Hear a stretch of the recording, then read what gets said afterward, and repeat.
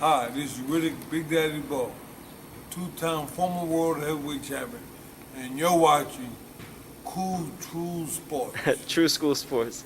True School Sports. There you go, champ. Thank you. Well, it's personal between me and you, and I'm going to do you some serious harm, you big stiff idiot. The untouchable True School Sports Empire proudly presents something the boxing game's been missing. Hey, what's going on? It's your boy BT, and I came here to talk some boxing with the thousands of True School Sports subscribers. Now, I wanted to give my little take on the fight I just watched. For those that know and for those that don't know, there was a card out in Canada featuring one of the upcoming contenders in the heavyweight division, Arslanbek Makhmudov, who was 14-0 with 14 KOs. You know, the guy's been knocking everybody out. He's been making some waves in the boxing world just by, you know, the knockouts he's had, and Top Rank just signed him. So this was an intriguing fight because he was fighting a guy that we know about in heavyweight boxing, in Carlos Takam, a fighter in Takam who has fought Anthony Joshua, Chisora, Joe Joyce, and just like the who's who of heavyweight boxing. So it was gonna be a stern test for Makhmudov, and man oh man, was it ever. Was it ever? First and foremost, let me give a big shout out to the coach of Takam, Dewey Cooper, who I think had a great game plan, was giving great instruction throughout the fight. It was a fight where, you know, early on, you know, Makhmudov got out to a blistering hot start, dropping Carlos Takam within the first 20 seconds. Very right-hand dominant, as you would expect if you've watched any film on Makhmudov. He doesn't really have much of a left hook or much of a left uppercut, and the jab is still a work in progress, but good right hand, and if you allow him to sit there and plant his feet to land that right hand, he will get you out of there quickly and swiftly, which is what he's done so far in the 14 fights coming into this one, and he did that early on in the first round. But then, you know, the veteran savvy and experience of Takam kicked in, and he was able to survive and score some shots along the way, and he really did a great job of growing his way into the fight. You know, he was a much smaller man with Makhmudov being 6'6", so, you know, Takam did a great job, I think, of fighting very small and then trying to explode over the top with the overhand right. And he kept doing that. That was really the game plan the whole fight, explode over the top with the overhand right. And he had a lot of success doing that. And then once Makhmudov caught on to the overhand right, then he kind of switched things. And then he would throw the left hook around the guard, sometimes the right hand to the stomach. And it was a really good fight. I really do think, because Makhmudov scored 2 knockdowns. So one early on in the first round, and then one in the 7th round. And the 7th round might have been Takam's best round of the fight, but he ruined it and pissed it away when he overshot an overhand right, came off balance, damn near fell over, and then Makhmudov kind of turned around him and then threw a right hand right here on the side of the head to knock him down for a second knockdown. And I really think that knockdown kind of like sealed it for Makhmudov, because first of all, he's in his hometown, so you know Takam's not getting a decision against the house fighter. But man, I really think if Takam would have kept the fight to just one knockdown, I think he would have had a legitimate claim to possibly have won this fight, because it was a close fight without the second knockdown.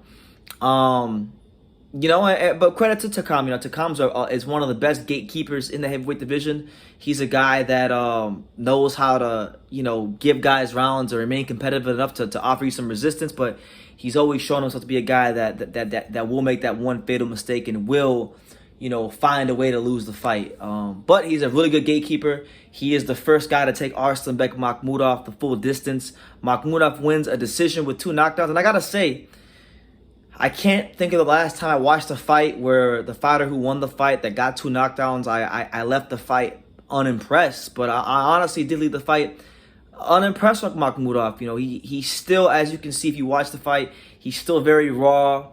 There's still a lot of things he needs to learn as far as his rudimentary boxing skills. And I know he's ranked highly in the WBC, but I really do think that the fine folks at Eye of the Tiger management need to take the time with him, because he almost got beat in there tonight by Carlos Takam, and I really do think if he steps up anymore, like people, a lot of people had a lot of things to say about Filip Hrgovic after his fight with Zhang Zhilei. And truth be told, after what I saw against the Carlos Takams of the world, I genuinely think that Makhmudov is a good amount of distance away from the Filip Hrgovic level.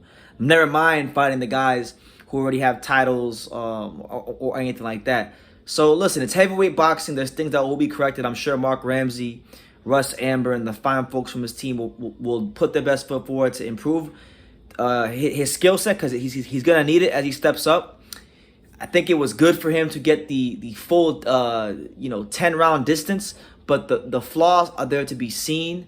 I really think a guy like Stephen Shaw could really beat him, because Takam had a lot of success counterpunching over the top. A guy like Stephen Shaw who can counterpunch, who's a lot faster than a Carlos Takam, I really think would have a whole truckload of success against Arslanbek Makhmudov. But we'll see.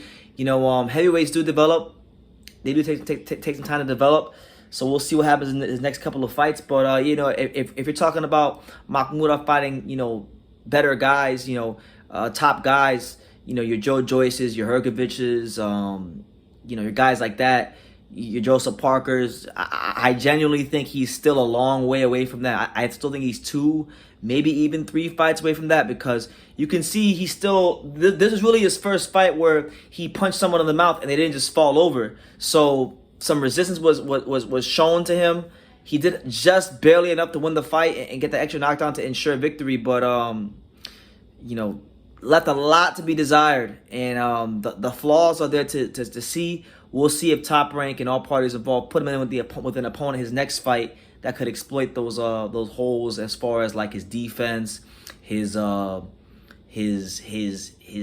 questionable punch selection, and things like that. But he remains a very strong fighter, a very powerful fighter, and you still, if you're gonna beat him, you're still gonna have to take away and neutralize that right hand, which is easier said than done. So that's my take on the fight. Credit to Carlos Takam, who I thought, I don't know how much longer he's gonna continue to fight. He's 41 years old. He's never really won the big one as far as the fights he's supposed to win, or any fights that he's been in that we know of. But he can give you rounds, and he is the first guy to take Arslanbek Makhmudov the full distance. So credit to him for fighting a really smart, intelligent fight where he showed really good, compact counter punching from being the shorter man, from that short, stocky frame of his.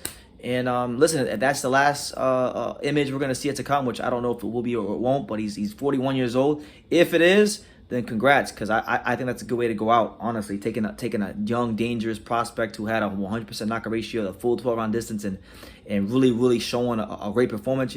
He has a lot of things to be proud of tonight. He went in there, he fought, did the best he could.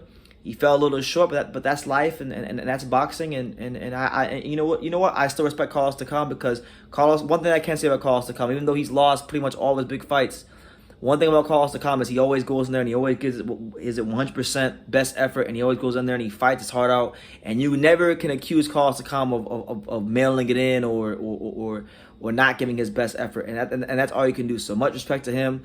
God bless him and Dewey Cooper, his whole team, and as well as Makhmudov, Russ Amber, Mark Ramsey, and their whole team. And it was a good night of boxing. Stephen Butler also, for those of you who want some undercard news, I did get a chance to watch Stephen Butler. Stephen Butler, the guy that got knocked out by Murata a couple years ago for the title at 160. He was taking on Mark DeLuca. Most of us may remember Mark DeLuca as the guy that fought Kell Brook. Mark DeLuca got flattened in 2 rounds.